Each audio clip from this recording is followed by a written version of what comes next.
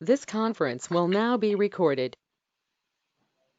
Welcome, everybody. Thank you so much for joining us here today for our USCCB National Young Adult Ministry webinar, Beyond the Border, the Impact of Migration on Ministry with Young Adults. And today we're welcoming a fabulous panel of speakers today, who I will introduce in just a moment. But of course, we cannot move on today without recognizing that it is the Feast of Our Lady of Guadalupe. And the USCCB in 2016 named this day a day of prayer and solidarity with immigrants and refugees, and that Our Lady of Guadalupe gives us a model for how we too might reach out to and welcome those who seek better lives in our land. So I thought we would begin today's webinar with a prayer to Our Lady. So I invite you all to, you can either pray out loud with me or pray in the silence of your heart as we call to mind that we are in the presence of a loving God. In the name of the Father, and Son, and the Holy Spirit. Our Lady of Guadalupe, mystical rose, make intercession for the Holy Church. Protect the Holy Father. Help all those invoke thee in their necessities. And since thou art ever Virgin Mary, and Mother of the Triune God, obtain for us from thy most holy Son the grace of keeping our faith, of sweet hope in the midst of the bitterness of life, of burning charity, and the precious gift of final perseverance. Amen. And Father and Son and Holy Spirit. Well, welcome again, everyone. Thanks for joining us today. And I'm so very excited to have our presenters. I'll start with some brief introductions today. For those that come to our webinars, they know that Paul is moderator with us. Today, he is presenter with us. So we are very excited to welcome Paul Jarzabowski, who works for the United States Catholic Conference of Bishops as the Assistant Director for Youth and Young Adult Ministries in the Secretariat of Laity, Marriage, Family Life, and Youth. Paul also serves as the staff liaison for the USCCB National Advisory Team on Young Adult Ministry. Welcome to you, Paul. Good to be welcomed here. Thank you. Next, we have Brittany Garcia. She is the coordinator of Pastoral Juvenile Hispania for the Diocese of Knoxville in Tennessee, and a member of the board of directors for LARED, the National Catholic Network de Pastoral Juvenile Hispania. Prior to this, she was an in-home family counselor for at-risk youth and a Catholic missionary in Ecuador. She is an alum of the University of Tennessee, Chattanooga, earning a humanities degree focusing on international studies and specializing in Latin America. Welcome so much, Brittany. Thank you for coming. So much. Glad to be here. Wonderful. Next, we have Diana Hancharenko. She is the young adult minister at St. Angela Merici Parish in Youngstown, Ohio, where she's been serving the last 3.5, probably more than that years now, because I think my bio on you, Diana, is older now. Are we going on 4 years yet? We're past 4 now, so see, yeah. There you go. Let me update your bio. 4 years. Diana earned a master's degree in pastoral studies from the Loyola Institute for Ministry in 2011 and has worked in parish young adult ministry and evangelization for the past 10 years, which is probably now 12 years. Diane has also served as chair of the United States Catholic Conference of Bishops, National Advisory Team on Young Adult Ministry. So welcome to you, Diana. Thank you. I'm glad to be here. Thanks for being with us. Next up, we have Joe Perdreville, who is based in Tucson, Arizona. He serves as the Associate Director of Pastoral Services for the Diocese of Tucson. His primary focus areas are formation opportunities for young adults and parish consultants supporting strong youth and young adult and family ministries. Joe's been actively involved with the National Federation for Catholic Youth Ministry, serving in various capacities for years. He's been blessed with several immersion opportunities, including Cuba, Costa Rica, and different locations along the US-Mexico border. Welcome, Joe. Thank you. Glad to be here. Wonderful. Thanks for coming. And then finally, last but never least, is the delightful Marilyn Santos. She is director of the Secretariat of Evangelization and Catechesis at the United States Catholic Conference of Bishops. She previously served as director of mission and education in the National Office of the Pontifical Mission Societies in the United States. She has held leadership positions in youth and young adult and cultural diversity ministries in 3 other dioceses, and she served as the president of LARED, the National Catholic Network de Pastoral Juvenile Hispania, and as consultant for the USCCB Secretariat on laity, marriage, family life, and youth with Paul. And she served as a consultant for Vides Salesian Sisters Missionary in Ecuador. So welcome, Marilyn. Thank you so much for being with us today. And so I'm going to sort of turn this over to you all. We have a very engaging conversation. All of you joined one another with the bishops to the Mexico border. And I am just very excited for all of you to really unpack your experiences there and shed some light on how our ministries with young adults can be more attentive to the pastoral care concerns. This is part 3 of our pastoral care concerns and issues with ministry with young adult. And I will be facilitating you all today. I'll take my camera off. For those that don't know, I'm Tracy Lamont. I am an assistant professor of religious education at the Loyola Institute for Ministry at Loyola University in New Orleans. Before coming here to Loyola, I served as a parish youth and young adult minister and worked as a high school teacher. I'm also the Vice Chair of Resources for the USCCB National Advisory Team for Young Adult Ministry. So I'm very excited to hear you all unpack your encounter there, because to be quite honest, I know Diane and Paul so very well, but I haven't heard about this. And so I'm just as excited to kind of facilitate, but also be a participant today. So I'm blessed and honored that I am able to do that with you all. So I turn it all over to you folks, and I trust I'll take my camera off and I'll trust your engagement, and I'll chime in. I want folks to be writing in the chat bar as we go, any questions that you have. We'll pause from our presentation, really a conversation that you're all going to have, to take questions, and we'll just take them on and off as we go. So please, folks, write through the chat bar down at the bottom there for any questions and concerns that you might have for our presenters. So welcome. Take it away, friends.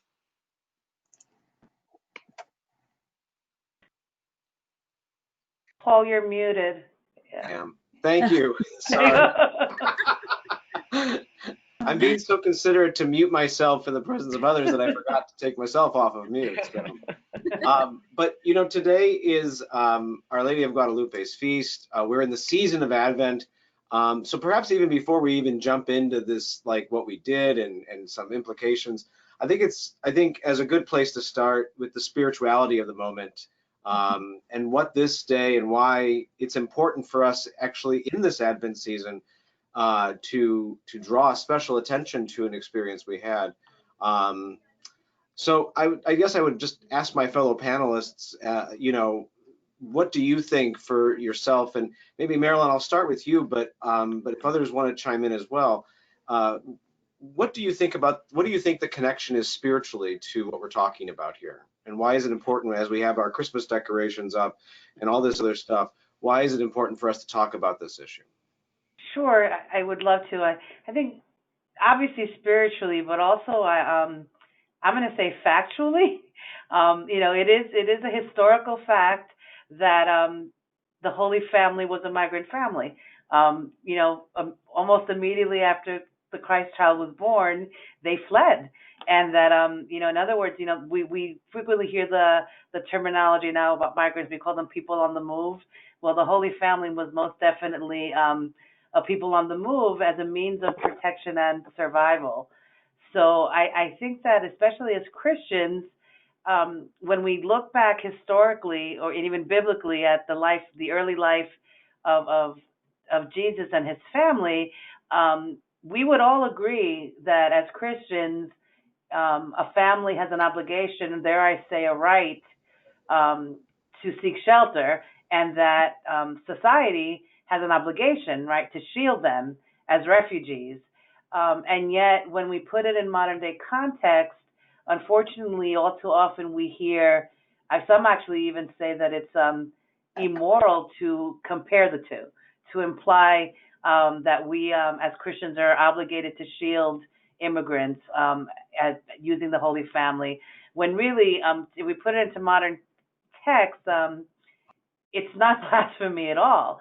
You know, if a wage earner, you know, or somebody who is in charge of a family, if they have a choice between starvation or working in the United States and feed their family, I think the moral choice is really clear.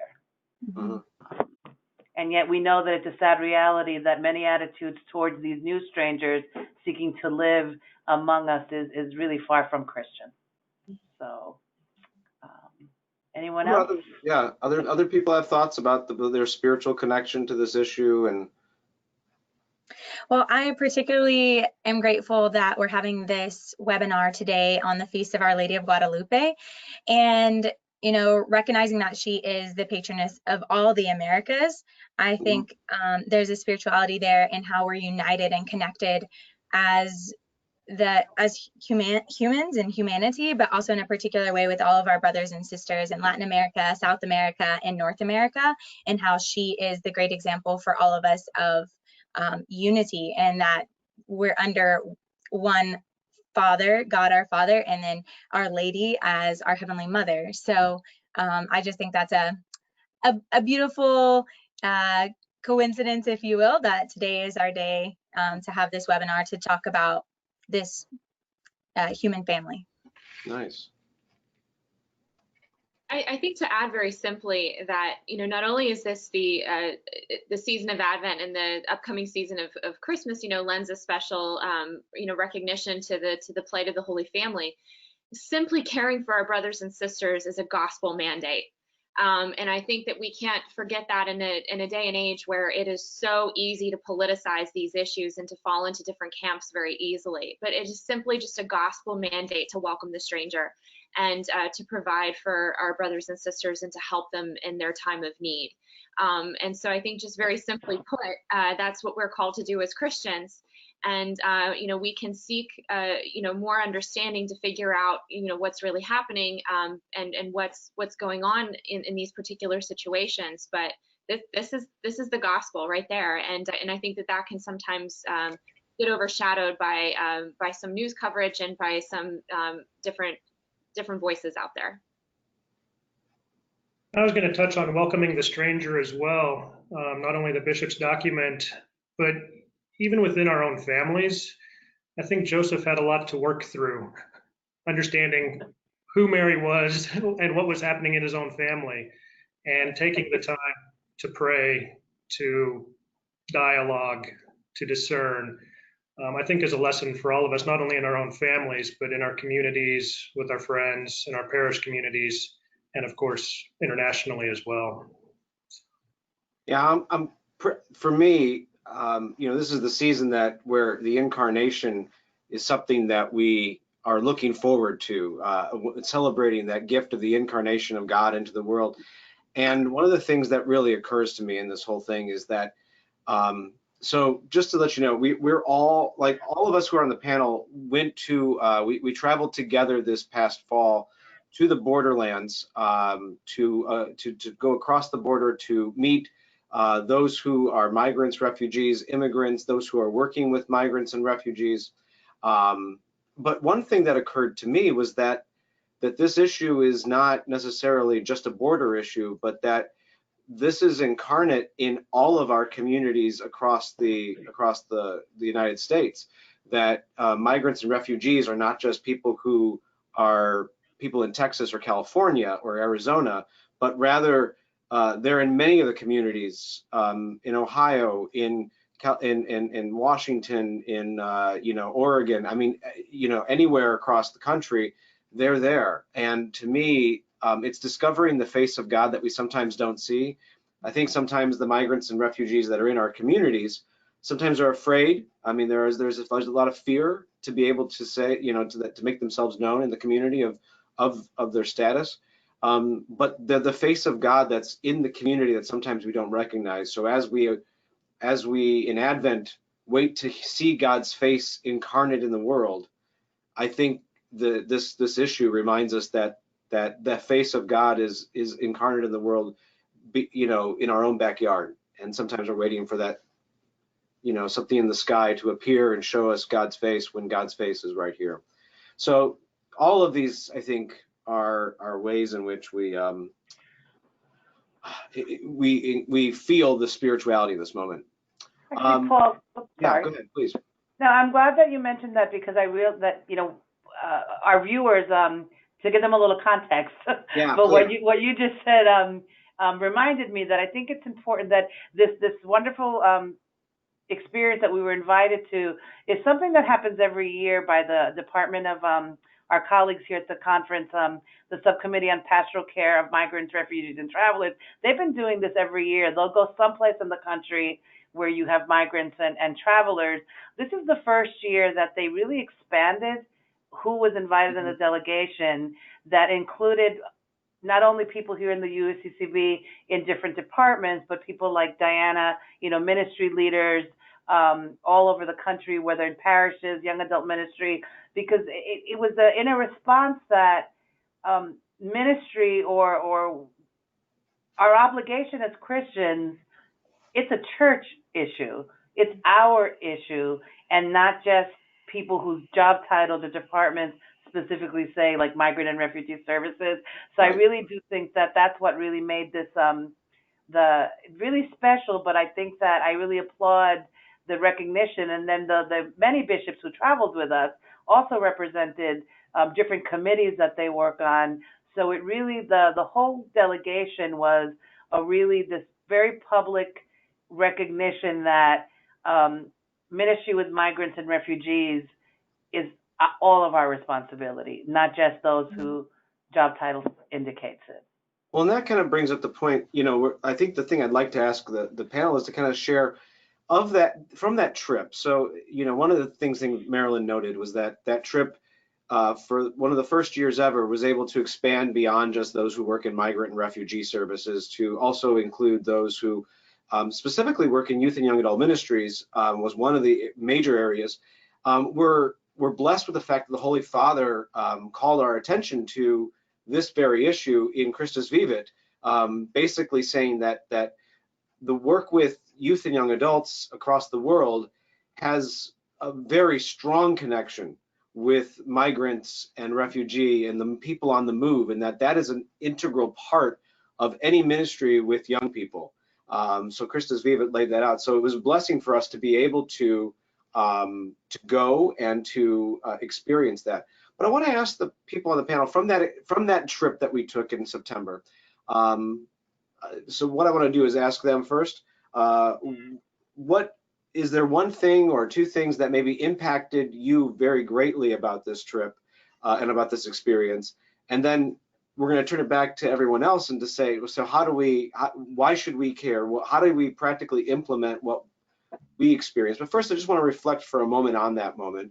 Diana, I saw a picture that I know that you probably want to share.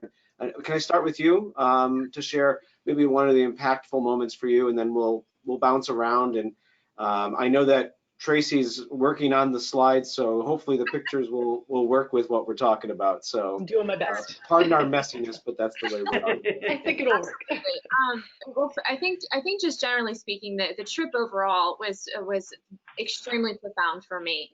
I come from northern Ohio, and so we're kind of near the other border, and so learning about the realities of what's going on, down at the southern border for me was very eye-opening, and I was able to seek a lot of understanding and to figure out, and it was a gift to be able to see firsthand and to experience firsthand so much of what was going on. There was a tremendous sense of hospitality, which was very striking to me. Especially since since there seems to be a lack of hospitality that sometimes is how we approach them, but they were extremely hospitable to us as a delegation coming through and wanting to make sure that we were tended to and that we were cared for, and that we were very welcomed. So that was that notion of hospitality, and I know that that's a hallmark of our parish up here in Ohio.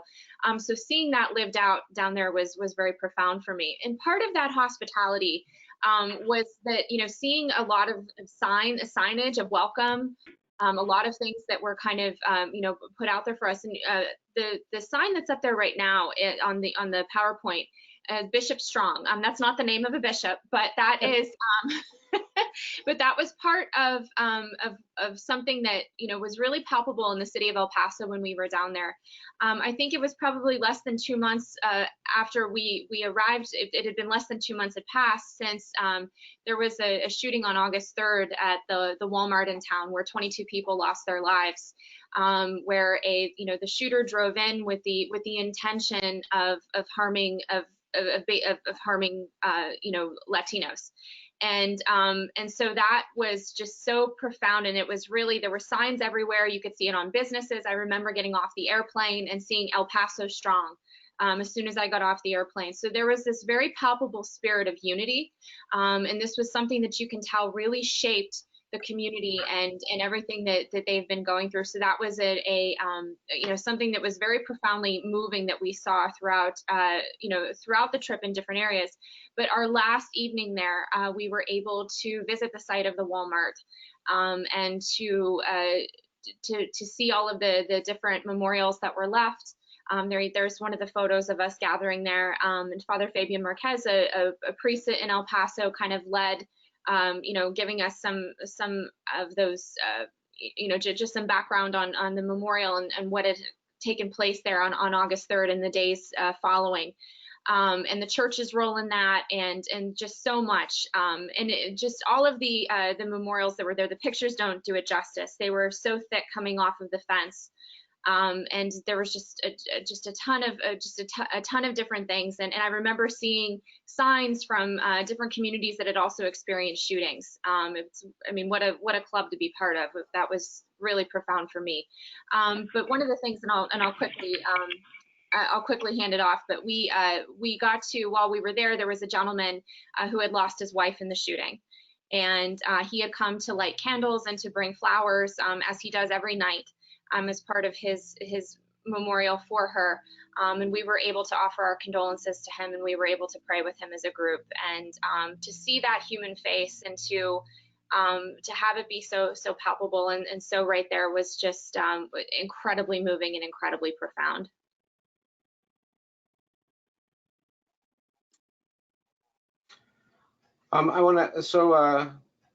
Brittany, would you be able to share a little bit about for you, what was a profound thing for you that really impacted you? Yeah, so just like Diana, this was an incredibly moving trip in every sense, in every way, deeply moving. And with this particular visit to the memorial of the Walmart shooting, the thing that most impacted me was learning that this young man was from Dallas, where there are a lot of Hispanic Latinos also living, but he deliberately drove 6 hours to El Paso to carry out this horrific act. And the local people are very much convinced it had a lot to do with how the media is portraying the border and the life at the border. Here you're seeing a picture of the wall. This is from the side of Ciudad Juarez, Mexico, looking towards El Paso. But because of the way that people are talking about the border, there's a lot of fear that's rising up. And so that was what we learned from the local people, that they very much associate this horrific act taking place because of the way that people are talking about the border, with fear, with it being overrun, with over flooded, out of control, that it would motivate, perhaps out of fear, racism, prejudice, that a young man from Dallas, where lots of Hispanic Latinos live, to drive intentionally to the border to target Hispanic Latinos. On the flip side of that, so that was deeply moving in a tragic way. The deeply moving side on the flip side was actually when we went to Hatch, New Mexico, to the chili fields. And for me, that was incredibly moving because of the beauty of culture.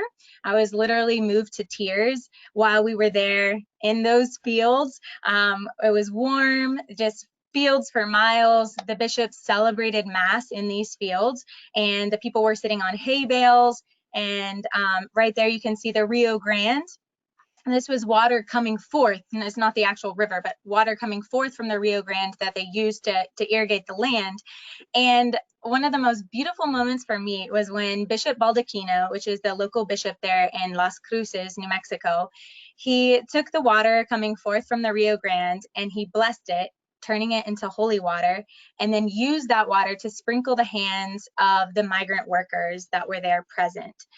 So there he is, and there they are with their outstretched hands, and he walked through the aisles and sprinkled them. And for me, that was just so full of beauty and such symbolism, because the Rio Grande is often a sign of struggle, of separation, of even death.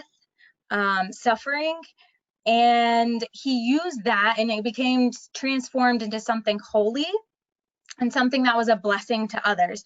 And so it just, and then here you can see the folkloric dance taking place.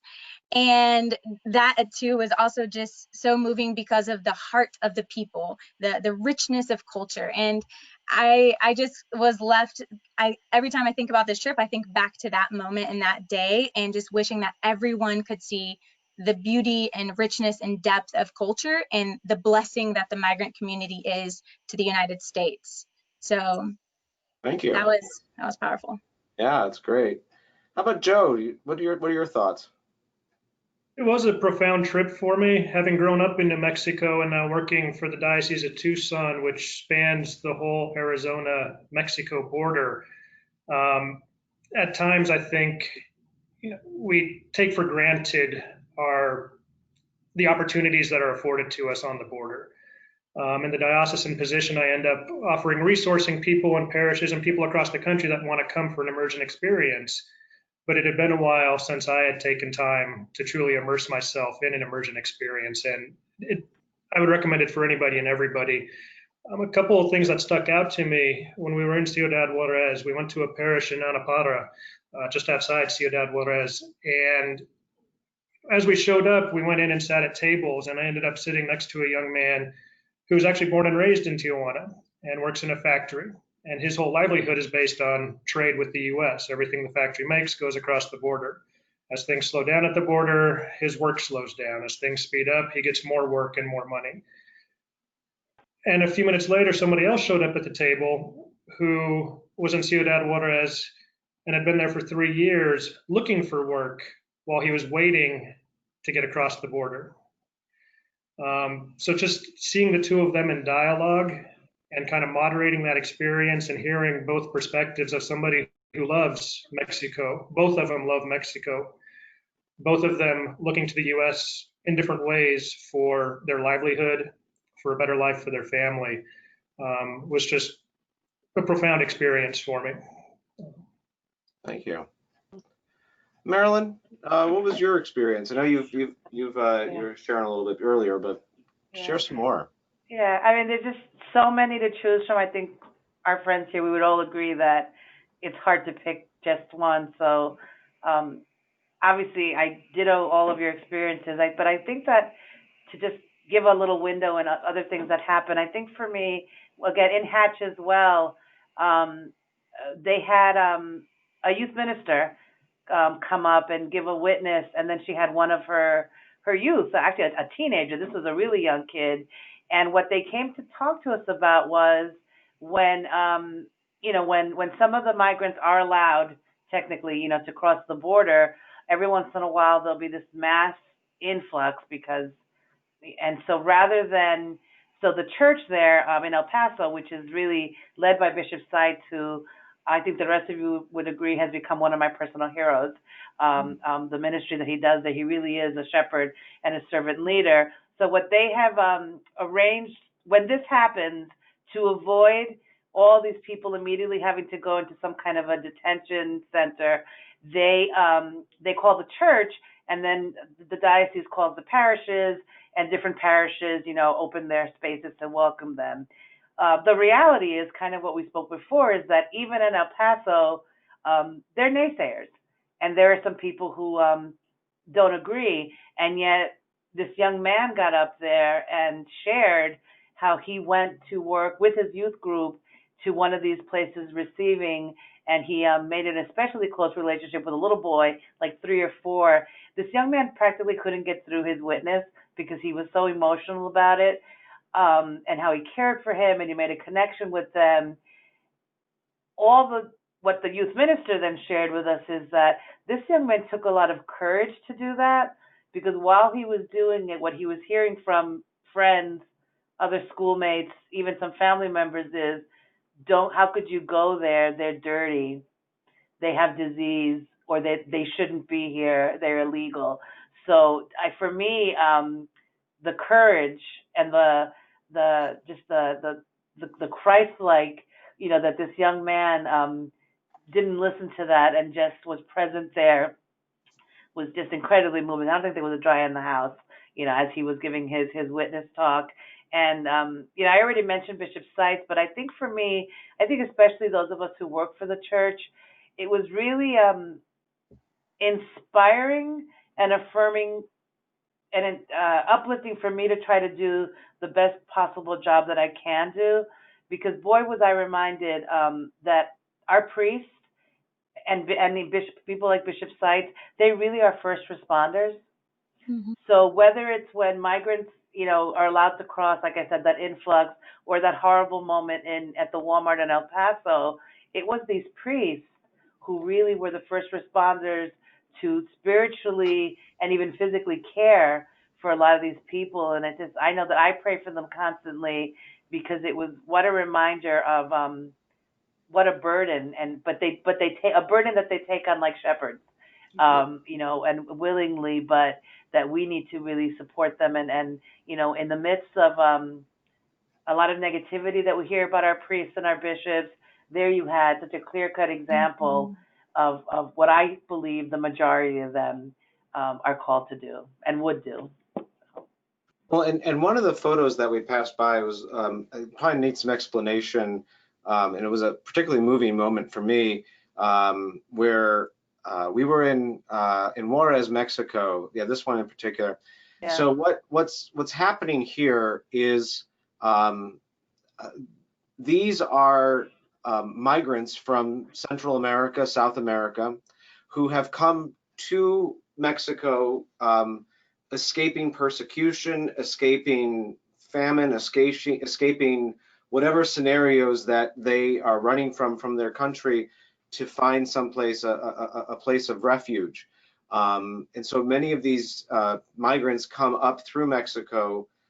They go to Juarez and attempt to cross the border, but not all of them are allowed through. In fact, many of them are not allowed in. So they're turned away at the border. And sometimes they try different means. There's different ways in which people try to cross. There are different avenues and legal measures they try. But after several attempts, sometimes they can't. They simply cannot come in. And so what this facility is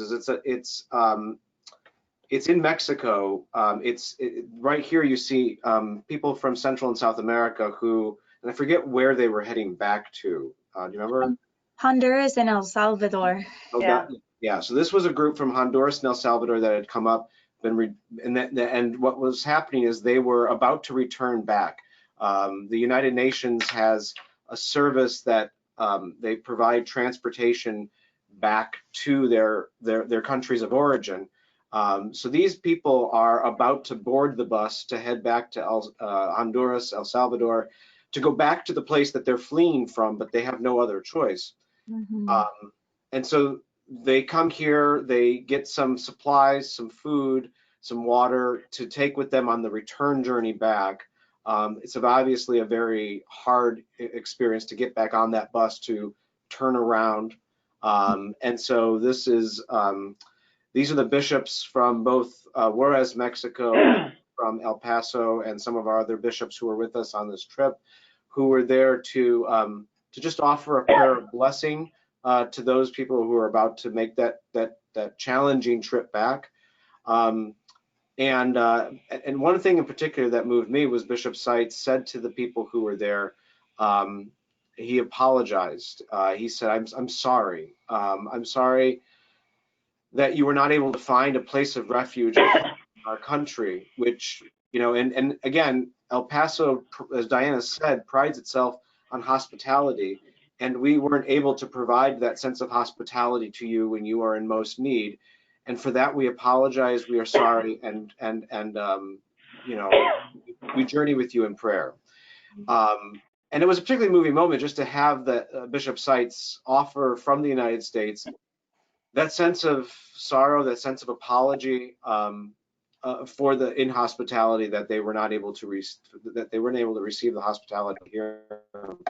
So it was just moving for me to see this moment. This is, for many of these people, this is heart-wrenching, because they are, they're having to turn around And so anyway, this particular site was just it was a moment where I think we all kind of felt inside a sense of what can we do, and it's tough to see this tragedy.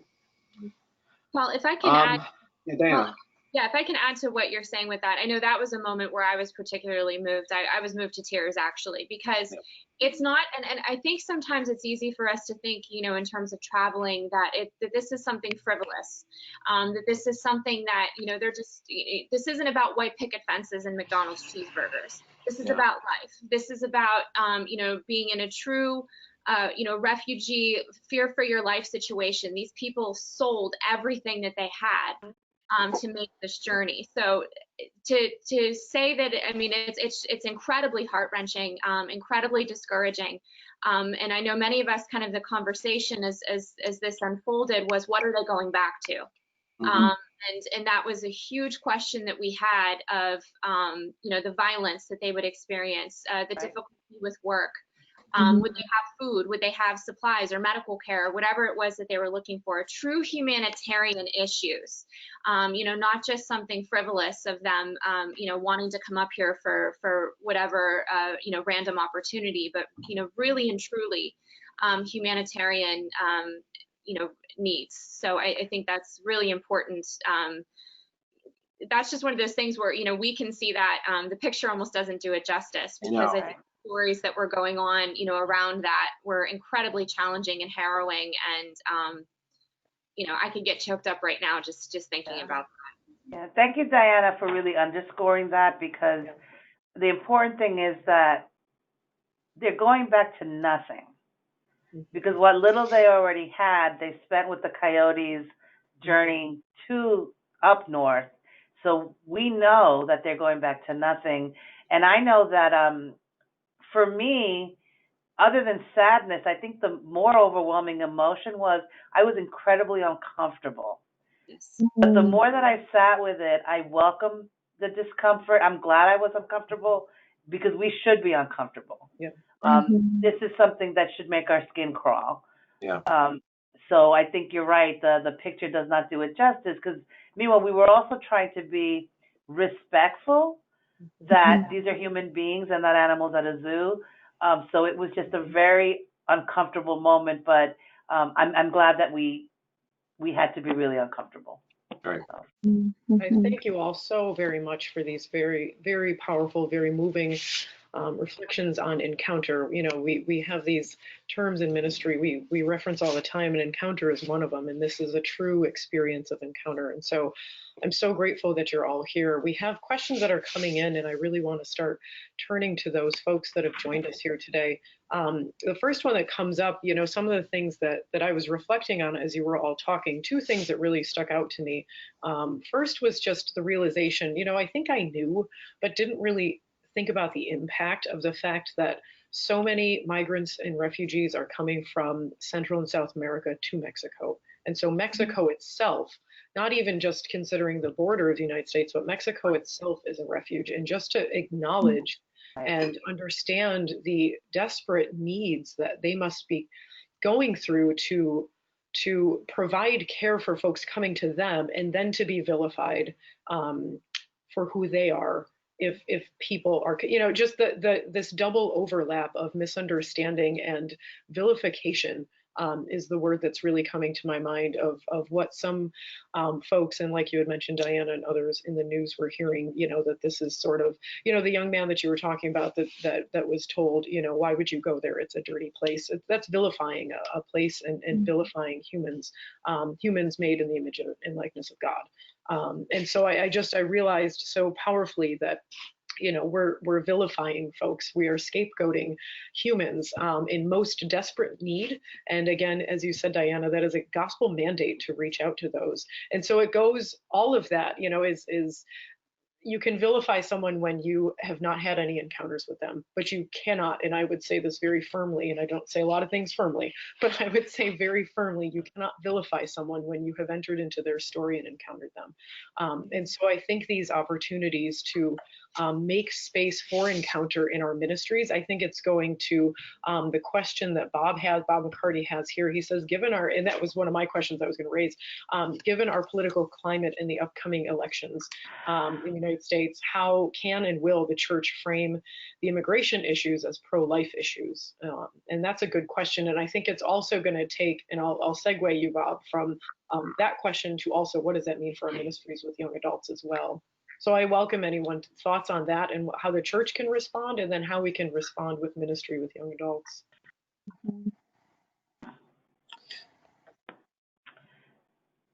One of the things that's first coming to mind is, that it's up to all of us. A lot of times we look to the bishops, like, what are they going to do about this? How are they going to show it's a pro-life issue? But again, they kind of lead the way, but then they count on all of us to carry it out.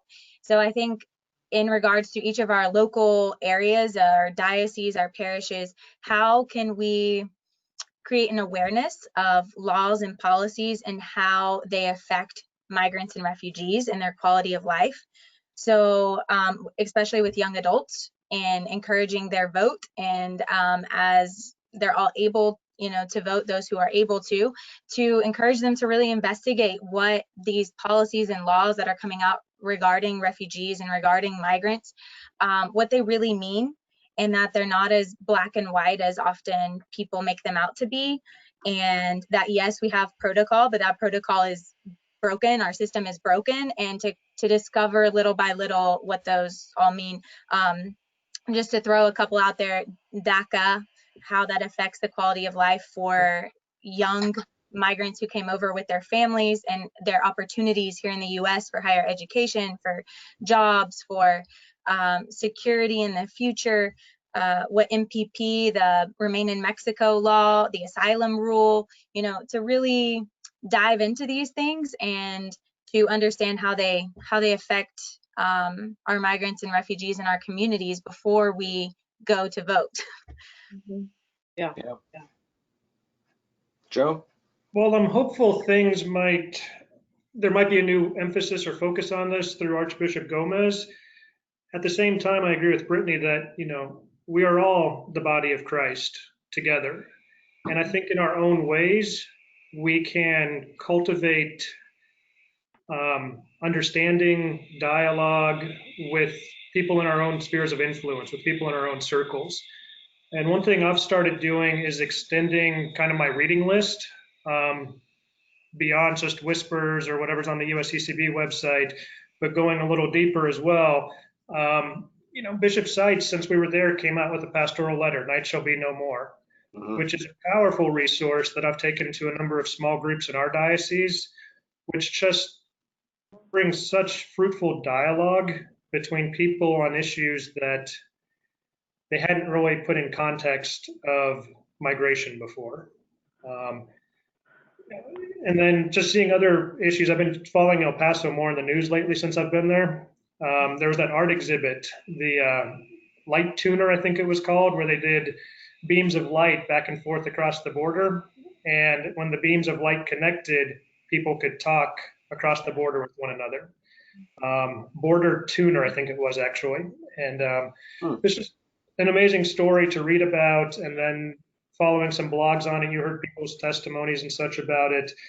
But I think it's, getting back to the question, I think we are the church. So I think in a lot of ways it falls on us, whether we're employed by the church or just in love with Christ through the church, to be advocates in our own ways to advance this dialogue and to eventually, hopefully, change the world we live in. Well, I think you're saying it right there. I think part of it is just using talking about this, when speaking about this, when speaking about life issues, we can speak as people, as leaders in the church. Our responsibility is to speak on it. I mean, it's not also lost on me that this webinar focused on migration issues is also hosted by the USCCB's Secretariat for Laity, Marriage, Family Life, and Youth. And so we're, part of it is we're talking about it. We're raising it into public discourse, into Catholic discourse. So and again, we don't have to wait for others to start talking about it in discourse, we can do it. We are doing it right now.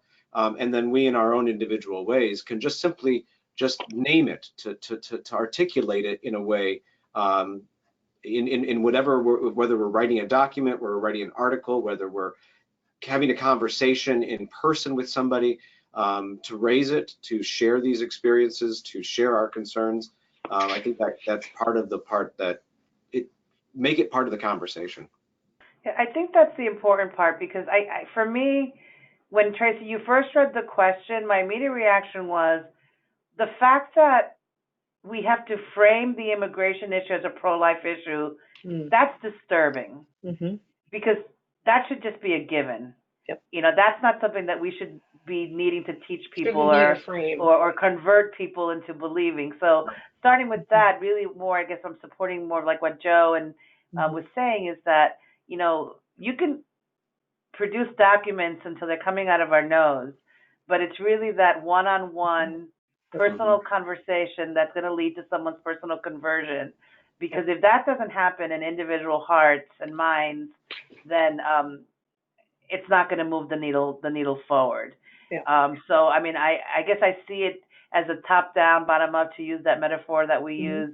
But I really do think what's really going to make the difference is that personal relationship, to make people realize that, of course, it's a pro-life issue. It should never even be a question. I think it's interesting that the Our Lady of Guadalupe image is, so she's the patroness, number one of the Americas, like Brittany was saying. You know, she is certainly a model, a reminder of us of the migration issue, and she's also the patron of the unborn. So she herself is a spiritual thread that unites the abortion issue, the immigration issue, the notion of the Americas and the solidarity we have. I mean, so we have within our traditions, you know, in Our Lady of Guadalupe, whose feast we celebrate, is an image of that unity between all these various issues.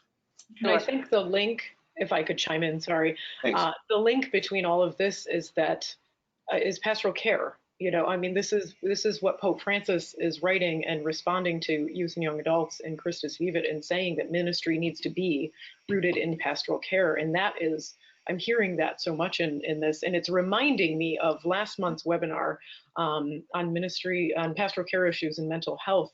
And the speakers, we had Kristen and Star talking, and you know, that when we were asking, because mental health is another one of these things that we just don't talk about, so nobody knows how to bring it into ministry. You know, we're not talking about migrants and refugees in our midst because they're not identifying, some of them, but also we have these polarizing conversations. And so it goes back to this kind of similar conversations that aren't being talked about in our parishes and our faith communities. And, you know, so I draw from what they said. They said, start talking about it. I mean, are you having, you know, do you have in your announcements, in your bulletins, you know, that this is a safe space to come to, you know, like is it anywhere in, you know, is the language of, you know, welcoming the migrants and refugee anywhere in, you know, announcements after mass, or, you know, anything on your websites or anything like that, you know, so just kind of starting to make it more explicit is one way, because that just reminds me of last month's webinar as well.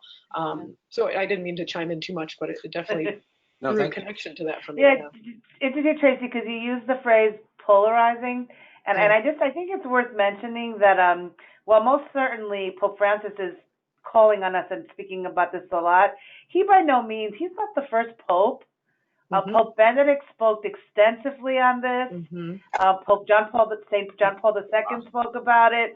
So I think that in this polarized world / church, this is an issue that the church has been very, very consistent on our stance on it, or our faith, what our faith tells us to. I was reading. We were all, I mean, in some respects, I know, you know, my family, and I know many other families, they're here from European immigrants because of the migration and refugee, you know, the advocacy of the church on behalf of migrants and refugees from Europe. You know, so in some respects, there are many Catholics in the United States are here for that same spirituality that is inspiring this today. Inspired people in the early 20th century, the late 19th century. The Catholic Church has been consistent for centuries in this country on its stance for immigrants and migrants, and it has welcomed how many generations? I mean, my family wouldn't be here if it weren't for the generosity of the Catholic Church in the United States, 5 generations ago. And so we consistently are doing that, and we're doing it now with those who are migrating from Europe, from Latin America, from Africa, from the Middle East, from Asia. It's a consistent thing. It's not even a Texas-Mexico border thing. This is consistent no matter what. In fact, even in Europe, I know Pope Francis is big on the migrants who come through Lampedusa in southern Italy. So there's that migration that's happening. People are on the move now more than ever, and the Catholic Church has always been at the forefront of that. This is not a new. A few more questions. I don't mean to cut you off, Paul. No. I'm going off. I know you're like me, and we can talk forever. But I have 2 that I think are very important, and I'll start with Adam has a question. He says, how can Anglo ministry leaders better understand migrant culture and strengthen their intercultural competencies? The first I will say is I do believe, Brittany and Joe, I think you did respond to that in our first question that we had. Joe, you had mentioned how because in light of going now, you're kind of looking at more media and more news from that region. You were talking about, what was it called? Border Tuner? Was that what it was? That was the art project, that came up. Yeah. And so that was a very good example. I wonder if anybody else has any other examples for Anglo ministers. And then I really want to move the conversation to, how we have, our young adult ministers that we know of.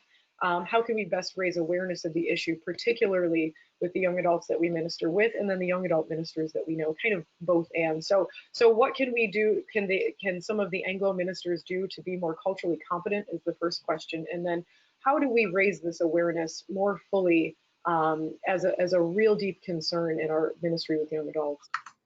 So I can jump in here about what we're doing at our parish here in Ohio. One of the fruits that came from this encounter trip was I was able to build a relationship with one of the priests, one of the pastors down in El Paso, Father Fabian, who I referenced earlier. And we are committing our parish in Northeast Ohio, his parish in El Paso, to a sister parish type relationship.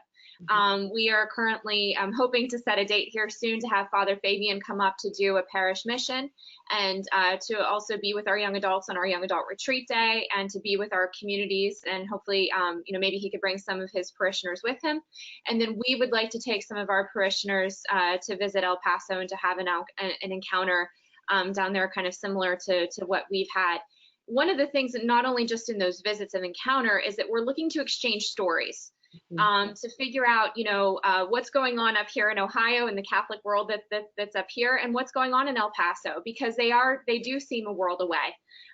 We know that we have a lot to learn, about what's happening down there, and kind of in light of what Marilyn said, leaning into some of the discomfort of the not knowing, of the uncomfortable moments, of really understanding, where the other is coming from. So finding a way, I think, to build relationships, to learn stories, I think, that's really important.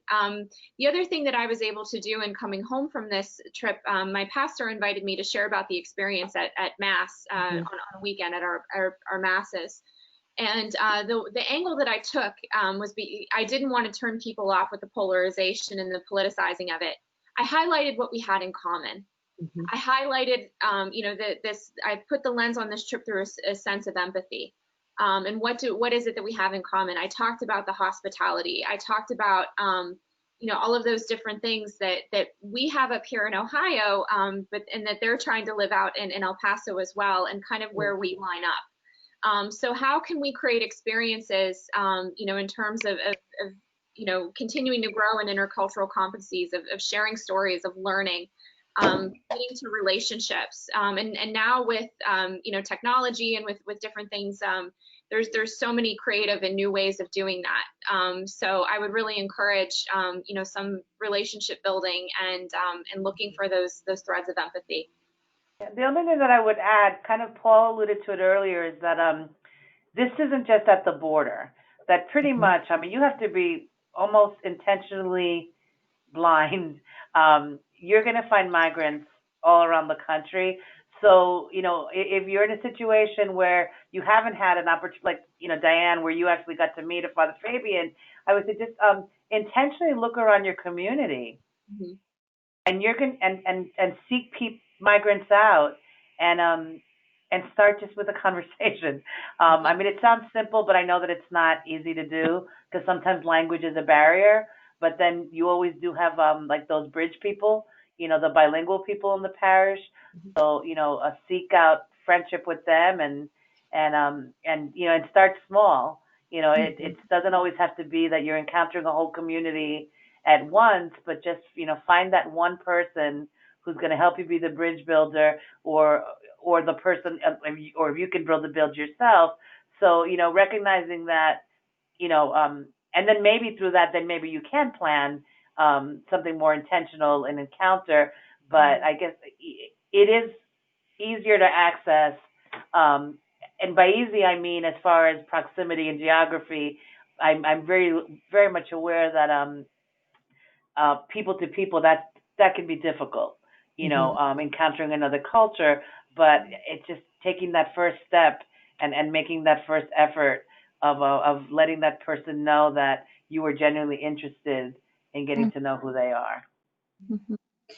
One of the suggestions, I don't remember who said it at the actual encounter in El Paso, but someone suggested having listening sessions at the parish, which would be a more organized way to hear from the migrants and refugees of your own community, just to be able to understand their struggles and their particular reality, their hopes, even sharing their motive for coming. In the media, we're hearing a lot about criminals, and as part of our encounter in the border, one young lady shared with us her story and reminded us that she's not a criminal. She came here seeking a better future for her children, and because of threats that she was receiving in her home country, she didn't want to leave. She had to leave. And so just creating space to hear and share stories, as we've mentioned, in an intentional way, I think, is a way to create a culture of compassion in our own young adult ministries. It could be a theology on tap night, or also just in the parish community overall.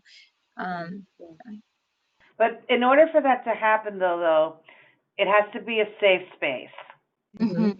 So I think that the people that we met, the reason that they were so willing to be so honest with us is because La Casa del Migrante, where we had our encounter, was a safe space for them, that the leaders there.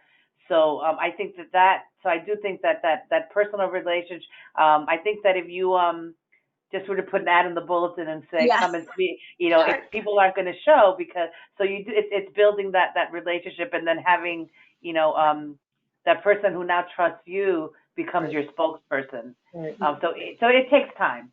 It takes time. And engage beyond the resources you might know of. Catholic charities, interfaith organizations throughout the country, a lot of them have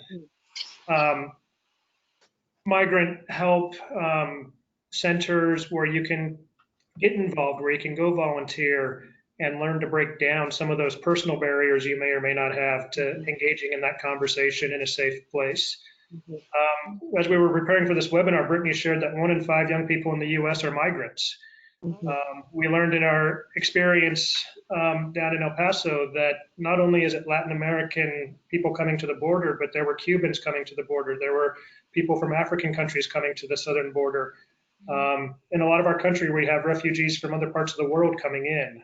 So be careful on, labeling somebody, oh, that's a migrant, I'm going to go talk to him because of they have X, Y, or Z characteristic. We want to be careful that we're open to encounter Christ through anybody who's willing to share their story with us.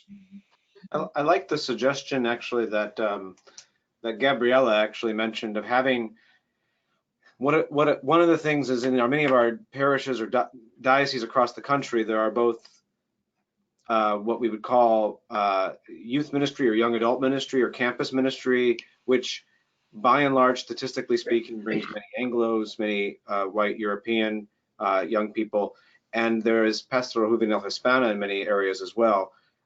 Having some sort of intercultural dialogue and exchange between those ministries can be a great way for young people to meet others of other cultures so that they can become intercultural competent. Not to say that everyone who is involved in Pastoral Juvenil is a migrant or refugee, but there may be. There may be that opportunity. part of it, as Diana was mentioning before, is just simply knowing others' stories, just learning stories. And the only way that's going to happen, especially for our young people, is if our young people meet each other. And if in your youth ministry, young adult ministry, campus ministry, if it's very homogenous in terms of culture, that I think the challenge as a minister is to find ways to introduce them to stories of other cultures. That may take some effort on the part of the minister of trying to create occasions where there can be dialogue and conversation.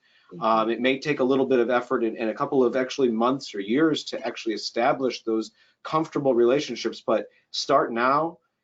Forming those bonds in your community with another community that's nearby.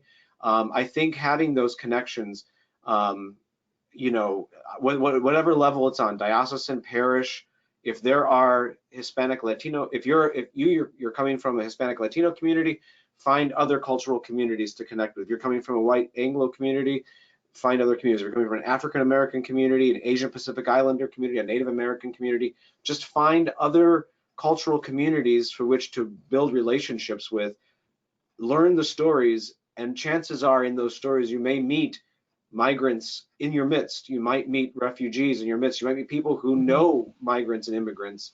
And I think that's just a very practical way of, you know, it's going to take some time, but I think building those relationships across the ministerial barriers, boundaries that we've artificially set up, I think will be a great way to learn stories.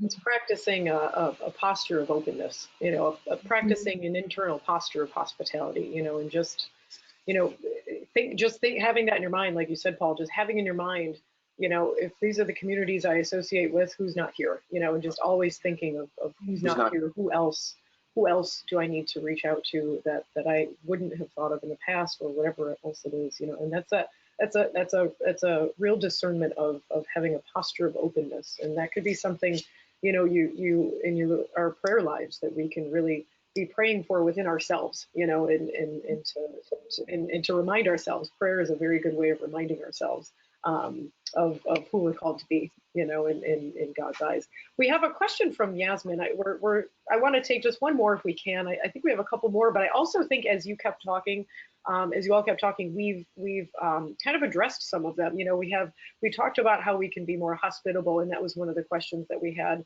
up above. And I'll just share what Marie Kenyon had said. She said in St. Louis, they've had some really, as an example, they've had some really good experiences holding migration teach-ins, which is something that JSRI, the Jesuit Social Research Institute, created, which we also have here at Loyola, which we're happy to have here. And it's a wonderful way to encounter migrants in our own community. So that was a really good example if people want to go and look that up. Yasmin asked a question about sacraments and pastoral care. And so her question is, folks that are coming, if I'm interpreting correct, Yasmin, and certainly, you know, write in if I'm not, folks that are coming to the church are looking for sacraments, which we all kind of encounter if it's, you know, first reconciliation, Eucharist or confirmation, things like that. And that one element, you know, to add pastoral care to that, how do we kind of, you know, I'm thinking what she's saying is we have folks coming for sacraments, but not for pastoral care. You know, is there a disconnect there that we could bridge in those situations? Obviously, turning those moments of sacramental encounter. Well, first of all, I think there's many. There's a couple of one just immediately thinks of is how can you turn sacramental moments into pastoral care moments as well? Okay. Yeah. So using that, if the moment of return is a sacramental moment, you know, if that's, you know, if it's a first communion, if it's reconciliation, if it's confirmation, if it's marriage, if it's whatever it might be, using, you know, thinking of it as a pastoral care encounter as well as a sacramental catechetical encounter. In fact, true catechesis should be pastoral in its approach anyway. So making sure that those components are integrated with those who do come. I think that's one thing. There could be also those who don't come for sacramental. How do we make sure that we are encountering them through pastoral care? That's another. Yeah, I think the two have to be intimately related. I mean, just this morning I heard a story. Actually, a priest at church shared how when he first got to our parish, he decided to go visiting neighboring families, so just to see if there was any, because there was poverty, any need that they had. And then another woman got up and then gave an incredible witness that she fully came back into the church and then received all her sacraments because Father Eric had first encountered her, helping her to relieve her poverty by inviting her to the food bank. So I think that's a great example of how the two should always, one should never be divorced from the other.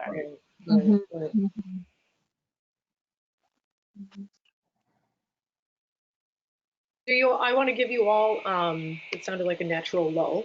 I want to give you all some final closing remarks if you want to offer them to us. If there's anything that you want ministers, anyone ministering with young adults to know about this issue, this topic, this very great concern that we have in our communities and across the world, I want to give you one last hurrah here, and I open it to you. If you have any final comments, we'd be happy to hear them. I'll start while others think of their final thought. I'm never lost for something to say. So to me, what's been really occurring to me is that there's multiple audiences when it comes to young adults. There are the young adults who are migrants and refugees within our own communities that we just may not be seeing. So first, it's us as ministers coming to find those individuals in our communities.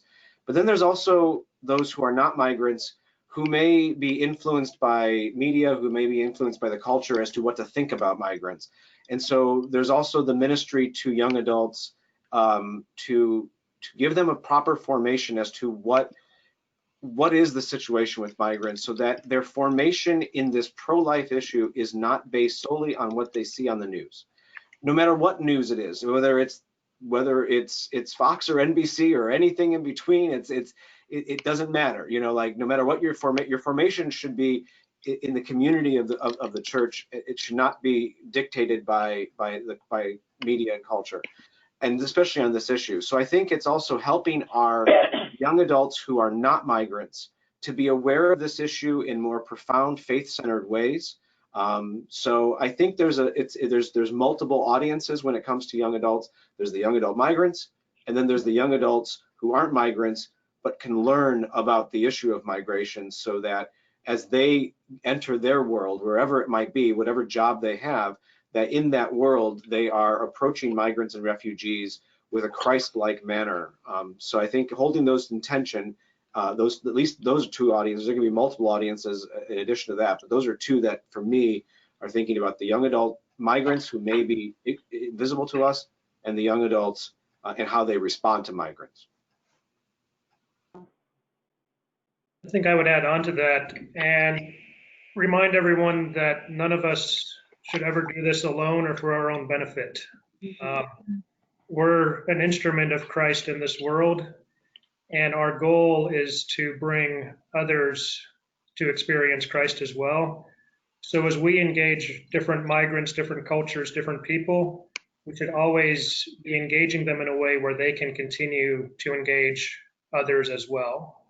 Cultivating these teams of mentors, of accompanists who can continue the mission.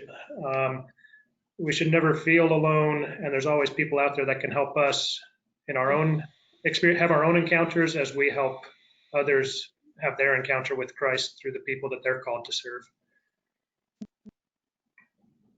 You know, piggybacking off of that, Joe, one of the things I think that was most surprising to me about this encounter was that I came home feeling more hopeful than I thought I would.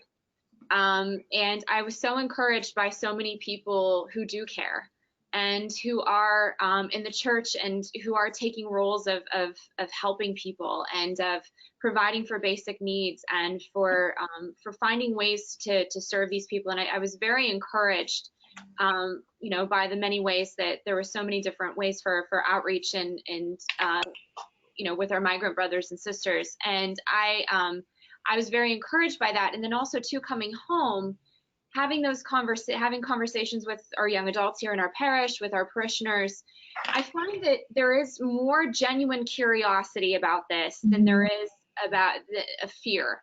I mean, certainly there are some loud voices out there who do come from a place of fear or of hatred. But I think we can't let that paralyze us from having these important conversations and for moving for this work forward. And I think, just really kind of giving some people the benefit of the doubt. And I know, like, hearing from my young adults, especially, I've always been curious about this, but I didn't know what I could do. And I feel that question might be the more pressing one, and kind of the one that we need to give the microphone to. And I'm really encouraged just from the different ministries that we saw down in El Paso and around the border, hearing of the efforts of the Knights of Columbus, hearing of the many ministries of the of the religious sisters who are really taking this on as an important ministry effort for them. So I think there's many laborers out there who are really looking to make a difference and to help our brothers and sisters as best as possible. And I hope that that's what we can give the microphone to.